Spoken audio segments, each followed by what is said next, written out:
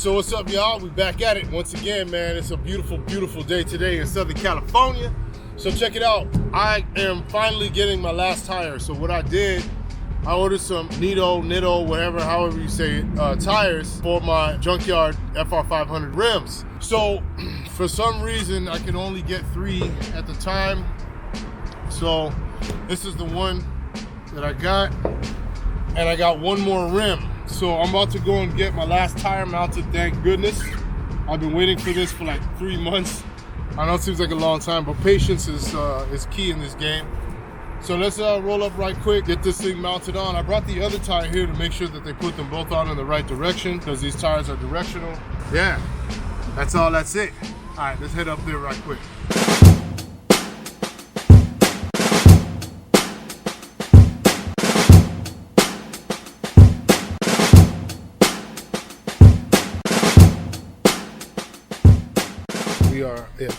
We are in the back of Pep Boys. We are about to go get the tire put on.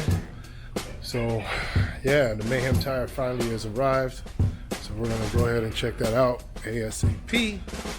I'm really excited about it because I want to see the car on the ground on all fours. I want to see how the splitter is gonna look. As you guys saw, Mr. Jelante Thomas doing that, it looked really dope. So I'm really hoping that it looks just as good as it does sitting up off the ground. For those of you who saw the picture on Instagram. Well, yeah, so let's go see what's going on with it. Hopefully they're done. All right, there it is. Oh, okay. Which car is yours? Which one? 2. Finally. Long time, but yep. So the tire is mounted. So we official, man.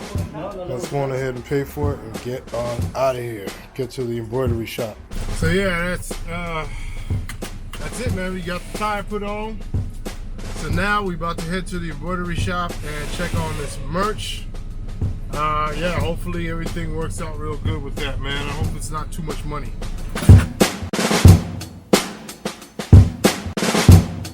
We are downtown right now.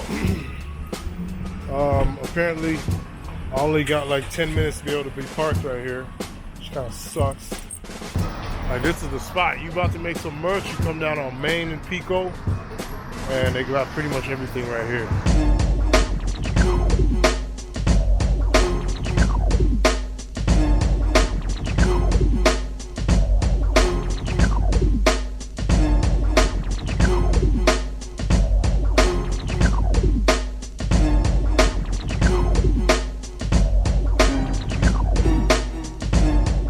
So I'm gonna go grab the hats out right now. Might as well, because I didn't expect for the price to be so dope. So I'm gonna get them right now and come on right back. All right? I'm gonna be right back, bro. All right. Yeah, that's what I'm talking about. Get that merch cracking, you know what I'm saying? Your boy ain't playing no games out here, man. We out here doing it big. So, yeah, I'm gonna have to hustle, go grab them hats, because they're trying to tell us to move the cars by 4 o'clock. Like I said, downtown got all these weird rules. So let's hustle up real quick. We'll be back in a minute. I'm gonna get printed up for you guys. Have some nice hats set it up real nice, real quick. Boom, and then put them on the site. Some cats, I'm gonna get hats like these. You know what I'm saying? I'm gonna mix some of those in there, hats like these. I'm gonna mix some of those in there for the dudes who like curved hats. No trucker style, but like just, you know, hats that are a little bit more curved, not the straight bill. All right, so there it is, man. So he said Tuesday, are you gonna send me a picture of a sample or whatever, and then if everything checks out, boom, we got some JYD hats, man. I told you, I don't play, man. I don't play. So yeah, I had to pay a little setup fee or whatever, and boom, set the hats up. So we good, man. So we back in the doghouse, man. We about to get to work on this Project Mayhem intake. So basically what I'm doing for the dual M90 intake is right now I'm working on the base. So I'm drilling and boring the holes for the ports for the base. And then after that, we'll go ahead and move to the plates, cutting the plates out so that we can weld them together. There's still a few details I want to work out on the plates as far as measurement goes. Okay. Let's get this show on the road here. Hold on. I got a little bit more machining on the last bore hole.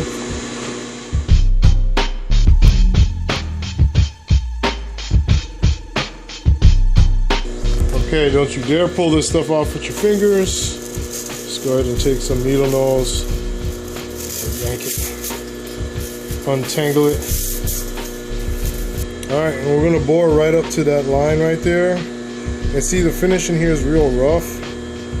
And I'm gonna go ahead and use a sanding roll. It should be a lot smoother than this, but because of the boring bar being a cheap Amazon unit, it's hard to get a good finish out of this because it's kind of not secure.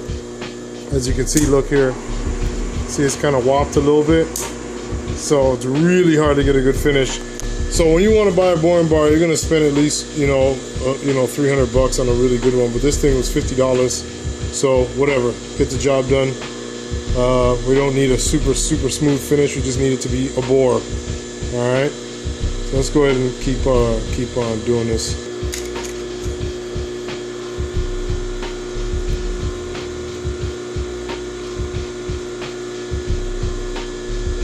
All right, so we're on to the next day now, yeah, we finished machining the lower part of the intake. So I'm not super pleased with the bore finishes, just because the boring bar that I bought wasn't exactly the best quality.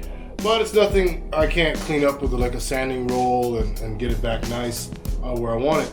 So this is gonna sit at the bottom of the intake, and there's gonna be a plate that sits on top of this with these same bores in it.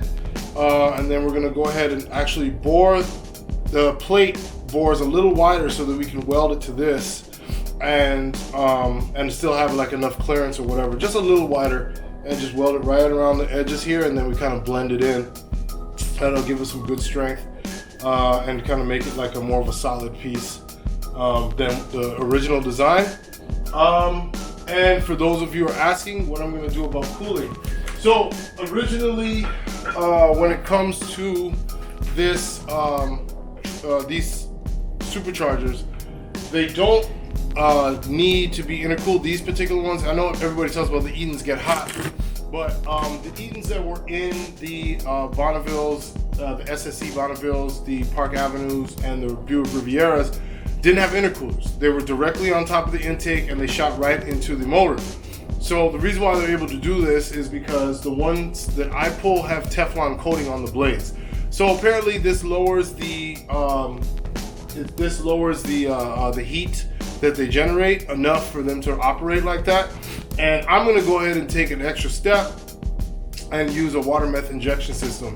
I've told a few people that I was actually gonna use like a air to water cooler or whatnot, but just looking at the setup, it just proves to be way too bulky. I mean, I'm gonna have to stick some heater cores on the inside of the intake and run tubing out and get an electric pump. Like it was just a lot, you know what I mean? So I'm gonna use water meth, which I think is pretty dope, because I've read up on it and it actually will do exactly what I need it to do. So yeah, so we're looking at probably another like maybe 2 weeks or so. I gotta get my man Lo to draw a couple more little parts for the intake. I think the base, he needs to do the base again.